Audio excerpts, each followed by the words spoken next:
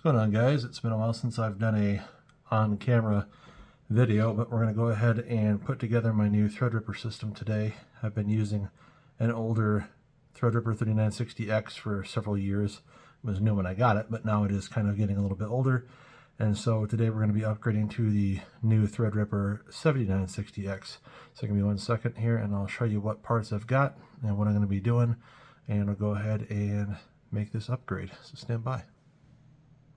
Alright, so here's our components. We of course have the new Threadripper 7960x, which comes in a much smaller box than they used to. They used to come in these gigantic boxes, and now it's just pretty much the chip from what I can tell. But we've got a new CPU there, which is a nice little addition. This is the 24-core, 48-thread version, which is the same thing that I had. Again, the 3960X was also 24 cores. This just has a higher clock speed. The previous version was, I think it boosted up to 4.5 or 4.8.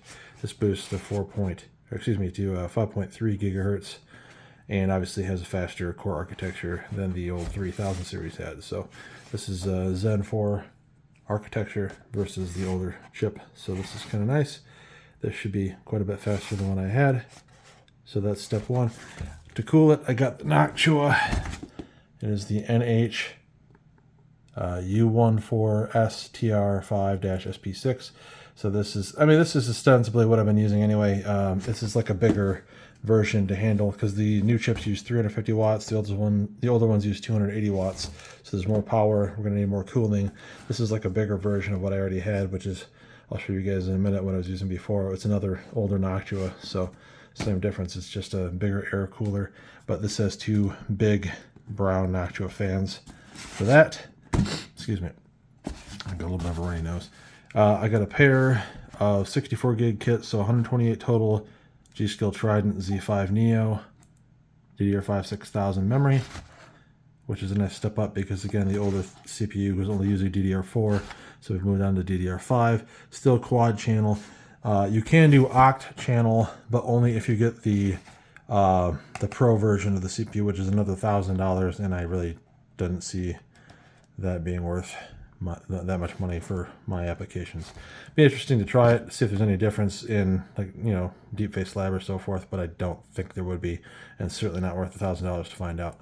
So for the OS drive, I picked up a Corsair MP600 Core XT. This is a Gen 4, not a Gen 5, but it is 4 terabytes. Gen 5 drives are quite a bit more expensive, and my experience has been that, at least for DeepFaceLab, which is mostly what I use my computers for, there's really no major benefit to jumping from. Even Gen 3s are fine. Like, they're so fast that, like, really, unless you're moving around like terabytes of space at one time, the speed differences kind of not really matter. It doesn't matter for training. So I got a Gen 4 drive for the OS, and I'm going to be moving over a few of the drives from my previous system, which I have some older SATA drives in there, still SSDs, but they are still SATA, and I have a couple NVMe drives in there also that will be moving over to the new system. So in total I'll have, I think, 5 or 6 drives. But anyways, that is the OS drive. For the fans, I picked up 11 of these Be Quiet Pure Wings 2 140mm PWM high-speed fans. I wanted to get some from Phanteks just to match the case that I went with, and it just seems like Phanteks case or fans, A, they don't really have that many of them, and B, they're unusually expensive for what they are. And Noctua fans, which would have been kind of nice as well, are also like 30-40 bucks a piece. These are like, I want to say these were like $15 a piece. So they're still sort of pricey, but fans can be a lot when you got to buy a lot of them, and that case is very large and can support 11 fans. Because I run my computers pretty much 24/7, and I'm using high wattage CPUs, and even the GPUs for this system will still be pretty high wattage. I want to have a lot of airflow, and so I went ahead and got a lot of fans. So you can see I've got a large stack of them sitting over here. And then the motherboard is a GIGABYTE TRX 50 AERO D, perfect for design and AI, it says, which is exactly what we're going to be using it for, is AI and some video editing, of course. And so this is the new TRX 50 chipset, socket STR5. Like I said, this is in replacement of the TRX 40, which is what I had before. My previous board was an MSI TRX 40 Creator Series. I did not see a board from MSI this time around, and this is the least expensive board. It's still $600. Everything is quite expensive. The Threadripper is $1,500. So the fans are like 15, 16 bucks a piece, but I have 11 of them. So this is about, people were asking me for the price range on these things. So this is about $250. The RAM was, I spent too much money on RAM. Actually now it looks like Corsair makes the titanium, like Dominator titanium series, which was quite a bit less expensive than this, but these kits are like $400 a piece. So this is like $800 in RAM. 128 gigs is really overkill for anything. I mean, even 64 gigs is probably overkill. The only reason I wanted to get more is some of the projects I've been doing lately. I've been doing some paid projects for a company out of New York, and they've been having me do like 6K and 8K video, and exporting the videos out of DeepFaceLab is actually like utilizing more system resources than I have. I'm not sure what it's running out of. It just gives kind of a generic error that it says you've run out of system resources. RAM might have been it. So I'm going for more RAM to see if that helps. I don't think it's possible that I was running out of VRAM. I have an insane amount of VRAM. So I think it might have been system RAM. So I went ahead and got extra memory. They're nice looking modules. We'll see what they look like here in a second, get them out of the case. But anyways, that is what the new components are. Everything else is going to be moved over from the old system. Because I got to pull some drives, the power supply, and I think that's it. The case, oh, and the GPUs, of course. The case, I got a new case, and like I say, some other new components. So give me 1 second. I'll go ahead and open some things up, see what everything looks like. So hold on. So I'm not really set up with like my gimbal or anything to be able to work with two hands free. So I'm just going to go ahead and open this up and just open things up and show you the components. I can't really open it with one hand, so stand by a sec. So these are actually pretty nice looking little memory modules. Kind of a crossover, this design on the top here. And so you can see these are DDR5 6000, and they just come with like a little case sticker and some kind of little card with just some information about it. Do not mix memory kits, etc., etc. So some further generic information. So got the two memory kits. I'll go ahead and open up something else. Hold on. So here's our little Corsair MP600 NVMe drive. They're about the size of a stick of gum. It's pretty amazing that they can hold 4 terabytes. They make 8 terabyte versions, but to jump up to the 8 terabyte version is way more than twice the price. Like I said, this thing was like about $240 or $250, and you can get them a little bit cheaper than that from different brands. Like you can get a Gen 4 for under 200 bucks for 4 terabytes, but if you want to go to 8 terabytes, all of a sudden you're paying like $750, $800 just, you know, to double up the capacity on one drive. They really hit you for price. So we're not going to be doing that anytime soon. Nice to have, would be nice to have, but I'm not going to spend that kind of money for that. That is a little too crazy for your boy. Someday. Trying to use my left hand to do this. Reasonably coordinated with the old left hand, despite being right-handed. I don't know what's going to come in here, because normally they include, at least, like I said, there's a kind of a special drive. Yeah, I got it. Okay, hold on. They have like a little ratchet style driver here, which just about a pain in the neck to get out of that case for some reason. Hard to do this one hand. So here's our mounting hardware, and they have this little ratcheting style screwdriver thing that you can use to tighten it down to the board. I was gonna say it should be like a hex. So yeah, this is for actually the CPU socket itself. Like you do this with, of course, with a Phillips head screwdriver, but this is for, there's like a, I'll show you a little bit later when I go to put the CPU in, but the mounting bracket has a little hex head, you know, mounting points around. Like there's 4 points around the CPU, and you have to tighten it down with this particular tool, little ratcheting tool. So this is a monstrously large CPU. The Threadrippers have always been kind of hilariously big. Like if you look at it compared with, you know, the NVMe drive, it's good size. Normal CPUs are about a quarter of this size, so just imagine that. So it comes with, like I say, the mounting hardware, the tool, little installation instruction manual, and you get your little Threadripper badge, which I might or might not put in the case, just because they're kind of cool. Always nice to have little pieces of flair. So, all right, give me a second. I'll get into the next piece of equipment. So here's the Be Quiet Pure Wings 2 fans. Let's see here.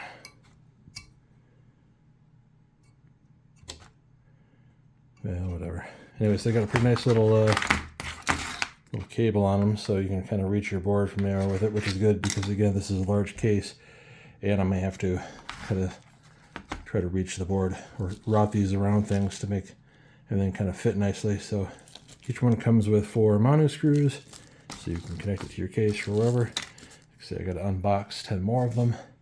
That'll be exciting, I'm sure. I'm going to go ahead and look at the CPU cooler here. We'll look at the motherboard. I'm going to get the case out, and I'll go ahead and get started here. So give me a moment. Alrighty, so here's the cooler out of the box. Pretty good size. I'm trying to be careful not to move it around too much. I don't want to damage the little fins that are on it.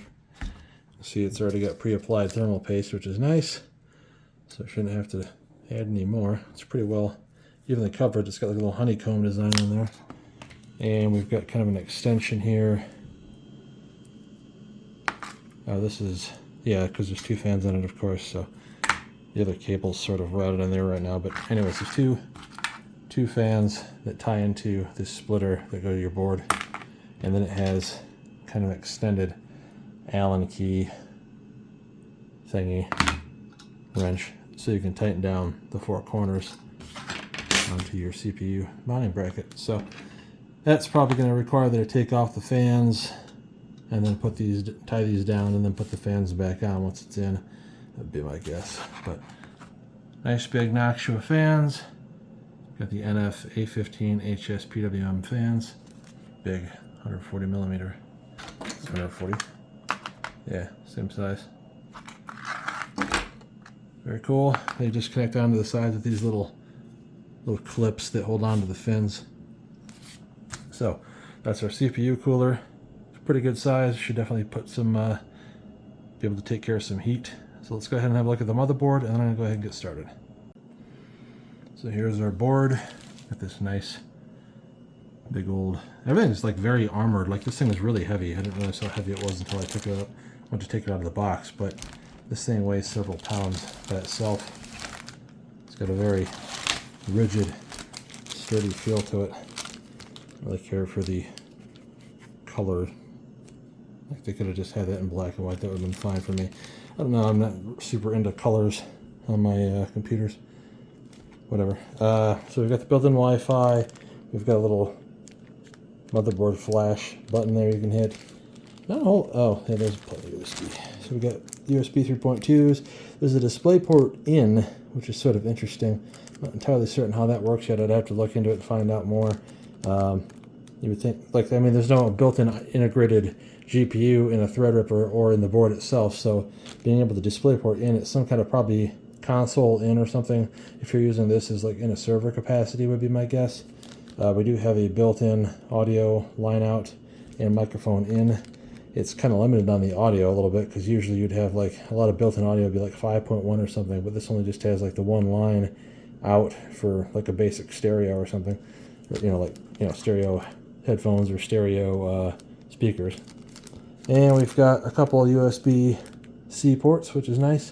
Of course, they don't have Thunderbolt because this is not Intel. And we've got a bunch more USB 3.2s, some 2.5 gig LAN, a 10 gig LAN port, which is pretty nice. Okay, you can see that right there. You go. And a bunch of USB 3.2s again. So quite a bit of USB for connectivity. I don't think I'm going to use a bunch of it for myself here, but we've got, like I said, the CPU socket. We've got, this is where you put your memory on the top and the bottom instead of on the sides. Usually memory is on the sides. They've gone with the top and the bottom, which is kind of interesting. So hopefully, like you figure, my CPU cooler, yeah, it looks like it's going to kind of blow up and down. I'm kind of thinking I might have to fiddle around with, I don't think you can really change the orientation of that. So it's just going to be, like I'm going to have to raise the fans up a little bit so they're not sitting on right on top of the memory. That's one thing, like you have to sometimes buy a low profile memory for things like this. Like you figure, just for fun, if I put that in there roughly, you can see, like you don't want the fan, you know, sitting right on top of it or whatever. So there'd be room for, I don't know if this, yeah, it comes right up, that's cool. So I got room for 2 NVMe drives here. This is kind of neat, like you don't have to, looks like these, there's like a couple little tabs on this side that just kind of connect right back in there. These are Gen 5 slots as well. And it just latches it right down with that little notch there. You don't even have to screw it into place, which is kind of neat. I would expect there's probably room for more of them down here, but that might just be a heatsink for like the chipset itself. And then there's room for more drives down here at the bottom. Room for 2 more drives, 1 here and 1 here. So there's room for 4 NVMe drives. They're all, I believe, Gen 5 slots. They should be. And so I'll have plenty of room to put all my drives that I'm transporting over, as well as the new drive for the operating system. So kind of nice. You just have to move that little, see, that little switch basically, and it unlocks it. You can take it right off. You don't have to screw it back into place. Sometimes it can be really kind of annoying to try to screw those into place. They're just tiny little screws and you end up dropping them or whatever. And we've got 3 PCI Express slots. So you figure my A6000s will be here with my NVLink bridge to connect them. And then we've got plenty of, so we've got what, 8 SATA ports, the looks of it. And this looks like a front USB 3.0 or 3.2. And we've got system fan system. So this is, I was going to say, with as many system fans as I have, I was hoping I'd have enough. Looks like we've got system for like if you had a pump, but I don't have a water pump, I just have the CPU fan. So that's going to plug in there on the gray one. But we've got more CPU fans here. So, you know, 3 fan headers here. And there's at least 1, 2, 3, 4 here, down towards the bottom. Another 3 more down here. And there's probably at least a couple of them up top if I have a look around here. Let's see. Nothing up top that I can see. So I may or may not have enough headers for everything. I'm hoping that the case itself may have like a fan, that's what I'm looking for, a hub built into it or something. If it doesn't, I may have to buy something separately so I could hook up all my fans. I wasn't 100% prepared on that, I guess. This is USB-C header to plug into the case for like the front USB-C port. So we've got that. So what else do they have? So some more USB headers for like you know, like the USB 2 case headers. And then if you had a front, like if you had audio on the front of your case, you'd hook it in here for headphone jacks and microphone jack to the front of the case. And there was also some RGB headers up here. I'm not really into RGB. I don't really care about it, but that is right there if you were going to set up RGB fans. So that is available. Or if your case has RGB and you wanted to at least light up your case. We got 2 CPU 8-pin power connections, and we got our 24-pin 12-volt power connection here for the motherboard. So that should be everything that we're going to need for the board. Like I say, I may not have enough headers for all these fans after all, so that might become a little bit of an issue. Usually there's at least a couple up at the top, and I don't, like I said, there's no fans at the top this time, so that's a little bit irritating, a little bit disconcerting. But again, I can always get a fan hub if I have to. So I'm going to go ahead and pull some stuff out of my other case. I'll show you what else I'm going to be using, the 2 video cards, the other drives, etc. And then we'll go ahead and put everything together, and hopefully it'll fire up. All right, so this is the old system, which I've already taken my components out of. So I have my power supply, etc. in there, and taking the video cards out. But this is the Threadripper 7960x with 64 gigs of Corsair DDR4. Forget the exact speed. Might have been 3200 megahertz or 4000 or something like that. Not super fast, but good memory. This all is kitted out with Noctua as well. Chromax series. It has this little, see if I can get that back on there, little cover for the heatsink, so it kind of looks nice and black. Then I've got a bunch of Noctua fans in there and so forth. But what I'm going to be doing is I got a 4060 Ti. I'm going to throw it back in there. I still have the OS drive in there, and I'm going to dust it a little bit better. I've gotten the dust off of most of the components, but the fans are still pretty janky, so I will spend some time on that before I put everything back together. But I'm going to use this with my 4060 Ti just for some gaming or something until I can probably try to sell the Threadripper and so forth. I should still be able to make some pretty good money back from this, and then maybe I'll build like a smaller EATX system just for gaming or something, or just put the money away somewhere. I don't know. I don't really need 4 computers. So anyways, this has been, like I say, torn down to the point where I don't need to tear it down any further. And then next I'll show you what I took out of it, and then I will put together the new system. So this is that 4060 Ti I was mentioning real quick. This is the Asus ProArt 16 gigabyte 4060 Ti, which I was using in an external enclosure with a small miniature PC. Like I say, I'm going to go ahead and just set it over here for now, and that will be going in there. Pretty good sized card. It's not quite as big as like a 4090, for example, but it's still a large. I think it's what, it's like 2 1/4 slots. It's not as big as some of these things are, but nice big 3-fan design. And they only use like 175, maybe 200 watts, so they don't run very hot. But anyways, that's the 4060 Ti ProArt. So I've got this thing open here. I'm not actually even sure how to open the case itself yet, but look how big it is compared to the other case. It's like 50% larger than the other one was. So I'm not sure how to open it yet. I haven't really tried to. There's a piece of tape on here that probably keeps me from getting into it, but you can see like even the back, I'm not really sure if you're supposed to route cables down here or something. It seems like sort of a strange design, but like, you know, all of your I/O would be blocked by this thing, so I'm not really sure what the thought process is there. But you see there's, I think the power supply actually goes up on here on this one. Not sure, we'll find out here in a minute. But the fans all mount kind of on the back instead of the front. The front is just glass, and then you have room for fans on the bottom and a couple on the back, which again we can't see because this thing is currently shut. Let's just see what happens. Sure what they're... It doesn't have any real instructions that came with it that I saw either. There's something inside of it. There's like a container or a pamphlet in there or something. So give me just a moment here, I guess. I don't want to break anything. There might be... Oh yeah, there's a little...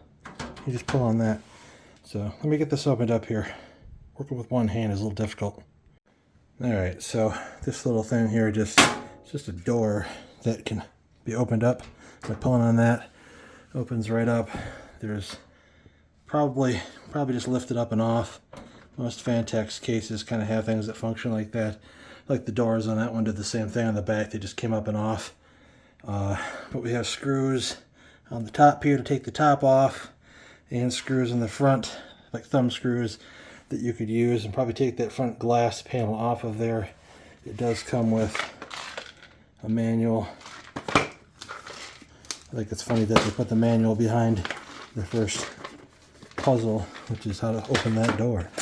But that comes with some cleaning cloths and some different cables, probably for different types of case lighting. Has something that might be feet or something for it. Looks like it's got some more of those. It's got a bunch of additional thumb screws, motherboard mounting screws. That's pretty much what they got there. It's kind of extras. This might be a GPU bracket. Yeah, I think it's kind of like I said, I've already got my own, but they give you a GPU, you know, weight bracket to keep it from sagging. This has some RGB lighting cables in it, so I'm not entirely sure what those are for, but like I said, they almost look like feet for the case to sit on. But I'm going to try to get this opened up so I can start installing things in it. So I'm going to go ahead and do that, and I'll let you guys know when I'm done. So these are the RTX A6000 GPUs that I've been using. Each one is 48 gigabytes of GDDR6. These are technically last generation cards. You can see they support NVLink, but NVIDIA has dropped support for NVLink on the newer generation stuff. So these are like ostensibly the same thing as something like a 3090 Ti, but with twice the VRAM. And when you combine two of them using an NVLink bridge, which I have right here, you can connect the two cards together and get 96 gigs of VRAM, which allows you to do, you know, some pretty high-res deepfakes if you should so desire. So those are the two GPUs. Say the NVLink bridge. They each use a pair of power splitters that convert it down into 8 pins, but a pair of 8 pins done into a proprietary 8-pin that connects to the end of the card. And so you need 4 total running from the power supply. Here is the little Corsair NVMe drive that Crucial, that I pulled out of the other machine. I think it's 1 terabyte. And then I've got a pair of Samsung older SSD 870 and I think an 860 QVO. Each one is 2 terabytes for a total of 4. So 4, I think that's another 1, so that's 5, and 9 total. So 9 terabytes of SSD space, 96 gigs of VRAM, a nice little 24 core 48 thread Threadripper, and 128 gigs of DDR5. I got a little GPU bracket to, it's like a little stand to help keep them from, you know, it's like you prop up the GPU with it. I got that in there for the fun of it, and sure, it comes with a little Wi-Fi adapter for the board that came out of the box. So I got to unbox all these fans. I'll go ahead and get the case opened up here in a minute, and I can show you guys, I guess, what's in there real quick. But basically, I'm going to go ahead and get this built and then show you what it looks like when I'm done. So be right back. So I mentioned this on my channel on a community post here the other day, but I goofed up and I actually ordered the wrong memory the first time around. Apparently, these new boards require registered memory, which is server memory. The previous generation RTX 40 board, you could use either registered memory or standard desktop DDR4. They had the same pinout, like the little notch in the board. You can see that with a little notch in the RAM connection was just a little bit to the side, and so regular DDR5 does not work with this board. That was my mistake. I didn't do any research on it beforehand because, like I say, the previous generation stuff, you could just use either one. So I had to send back the G-Skill memory, and now I have this Kingston Fury, which is specifically made, it's registered memory. They don't have heat sinks on any of them, so hopefully that won't become a problem with heat. But this is a very large case with a lot of airflow. I got a couple of the fans put in. I got to put the rest of the fans in here in a minute and get all this stuff put together. But just wanted to make the mention that I had to get this other memory. So let's find out here if this works. As you can see, it fit in there correctly. Like I said, the other one was just, like I said, the notch was just off by like a half a millimeter, but it was enough that you could not install the module. But these new ones, like I say, from Kingston, are working just fine. These are all 32 gigs a piece, so we've got 128 gigs. This is still 6,000 megahertz. It's just registered DIMMs, or R-DIMMs for short, and this is error correcting memory as opposed to standard desktop memory. So now that I've got memory that should work, I can continue with my build. Alrighty, I think I've got everything put together. The only issue ended up being that I actually don't have enough fan headers on this board to connect all the fans. I've got most of them connected, but there'll be a couple that I still will have to buy like a hub or something. I thought there was a fan hub on it. It turns out there's some controllers back in here that I thought were for extra fans, and they're actually for some kind of additional RGB connection, so you can connect your board and then like any kind of case lighting or whatever, and lace it all through the through the case, so you can hit a button on the top and or control stuff through Windows. So I've kind of got this one in the back. It's just kind of run down to a header down in that area down in there.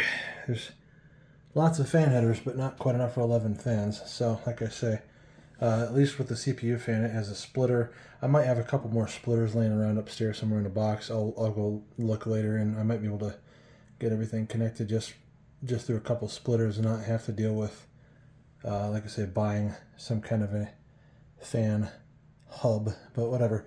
You can see nice monstrous cases we looked at before. It's about 50% larger than the what was it, the Nth Evolve X that I used to have. That my other Threadripper is still in. This is just the new 7960X. We got the lovely glass case here, And again, the outside glass, I haven't put that back on there yet. This is very, very heavy. I'm going to have to be very careful when I take this upstairs to my office.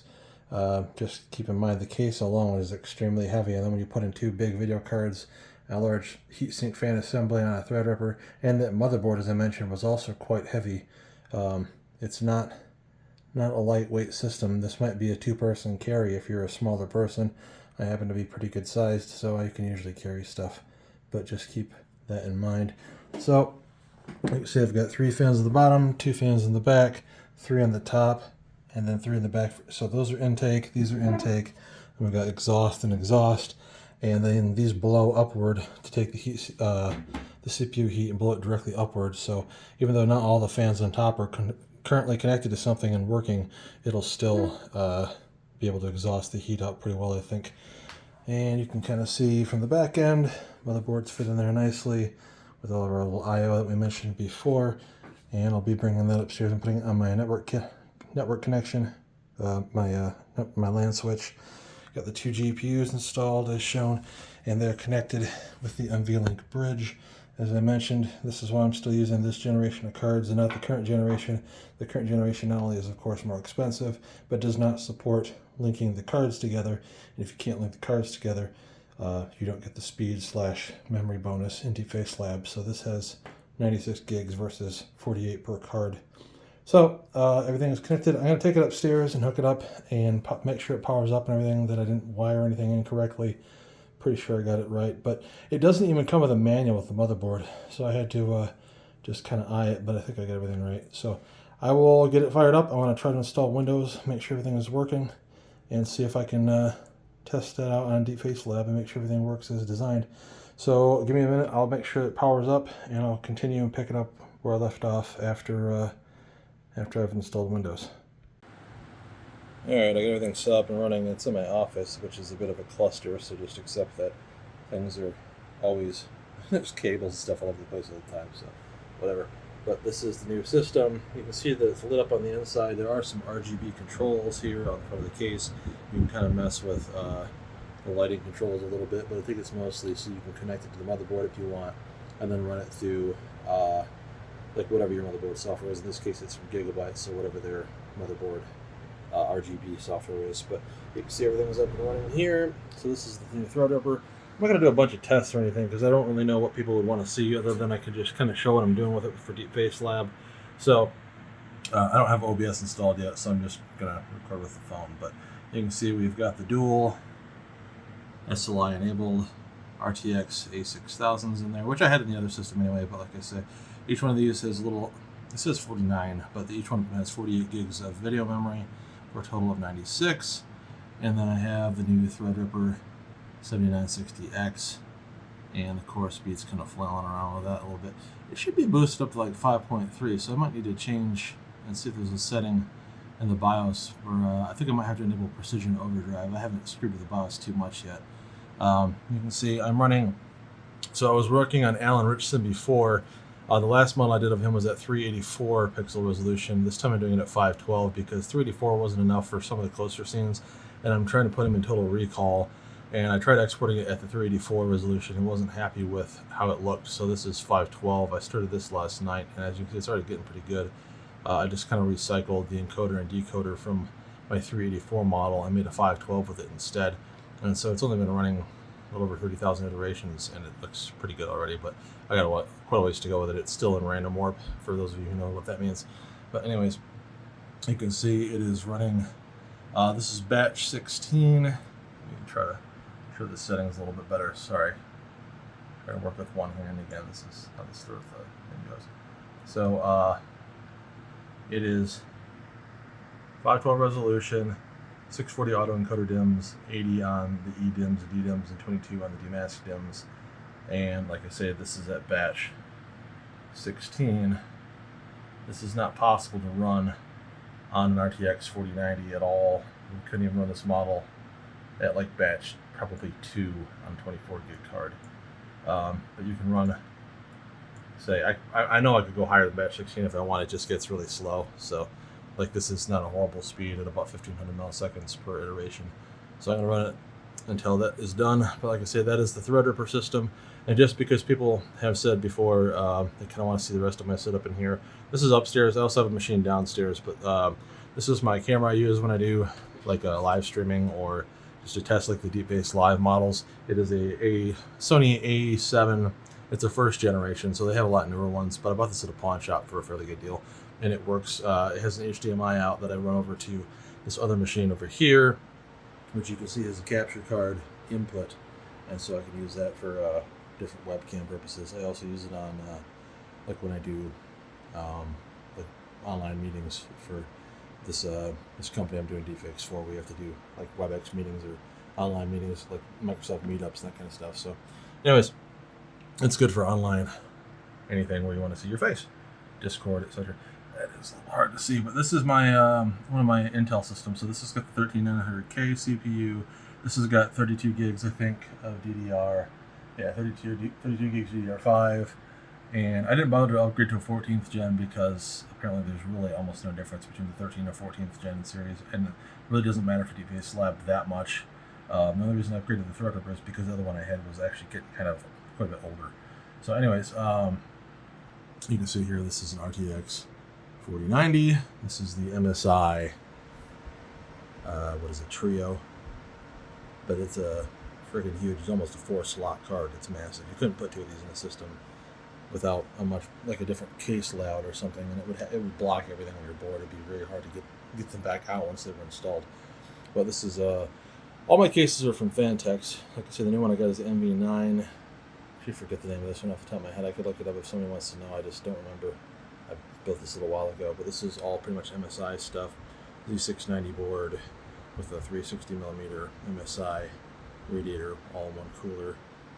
This has got only a 1,000 watt power supply, but you only, for one GPU, that's fine. It's just that you start needing a lot more when you get into the Threadripper. The Threadripper's got a 1,500 watt supply in it. So this one I'm retraining Scarlett Johansson again for the fun of it, using some different settings. This other pre-trained model that I've been using from Payuyi was the guy that helped me put together some of my YouTube videos, or at least has helped come up with some of the different training methods. So this is a pre-trained model that he made, and then I down-resed it to 320 from 384 because 384 is a bit high for a lot of the people who use DeepFaceLab and want to use, depending on your hardware, 384 will barely run on a lot of video cards, but 320 is a lot better for frame rate and it still looks good. So I down-resed it to 320, and I'm running Scarlett Johansson. It's only been going since last night. This is at batch 8 because much higher than that. Actually, I'd probably be all right. On 384, the 384 one, you can only run it at like batch 6 on a 24 gig card before it starts running out of VRAM. But I'd probably do this at like batch 12 or something. But you can see it's running at about 340, 350 milliseconds per iteration. And the loss values are getting pretty low, but it'll be a little bit yet. This is, I just shut off random warp a little bit ago. So it's still going pretty good. It'll be a while before that's done. But anyways, those are the two systems I have upstairs, and then downstairs I have one that's basically the same thing as this, except for it's a 12th gen i9 instead of a 13th gen, and it has the video card is also a 4090, but it's an MSI liquid Supreme Liquid X with like their built-in 240 millimeter all in one cooler, but basically it's the same thing as this card. It just has a liquid cooler instead of air cooler. So, all right, that's pretty much it. This is my setup. You can see I've got my 2 keyboards. When I work from home, what I do is I'll just disconnect all the peripherals from the tower over there and leave it running, and then I'll set my laptop on top of the case. In the old case was fine for it. The new case is just bigger. It'll work better. And I hook up my laptop to this display and use it to work from home while over here, like if I want to have music playing or something like that, or listen to podcasts, I'll have things going over here. I've got a little Denon 5 point, or well, it's whatever. I use like 5.1 surround coming from a little Sound Blaster Omni there that does fine. It actually is a good built-in mic. I almost don't even need to use my better microphone because the one built into that's pretty good. But I run an optical cable out from that to the receiver, which is kind of back on the shelf there. You can't really see it, but I've got 5.1 speakers. I've got kind of a mismatch of like Pioneer and Bose and Onkyo and a bunch of stuff, but it sounds fine. And so I sit here and listen to music or whatever I'm going to listen to on this machine whilst I work on that one when I'm working from home. But I hope you guys enjoyed the video. If you have questions about the new system build, let me know, or if you want me to test anything specific like models at a certain resolution. Mostly all I use these things for is for DeepFaceLab, so I do game on this one sometimes. But like I say, mostly I just use these to make deepfakes. So if you have questions about making deepfakes on them, let me know. Other programs, I might be able to answer questions, but I typically don't do like Blender or anything like that. I don't even know how to use it. So let me know, and appreciate everybody watching, and I'll have something uploaded here again pretty soon. Like I said, I'm working on Alan Richardson with Total Recall, and then I'm also doing some stuff with, I'll do more with Scarlett Johansson, and I was trying to do something with Sharon Stone also, which is somebody that nobody I think has done any deepfakes with. So thanks for watching. Talk to you guys again real soon. Take care.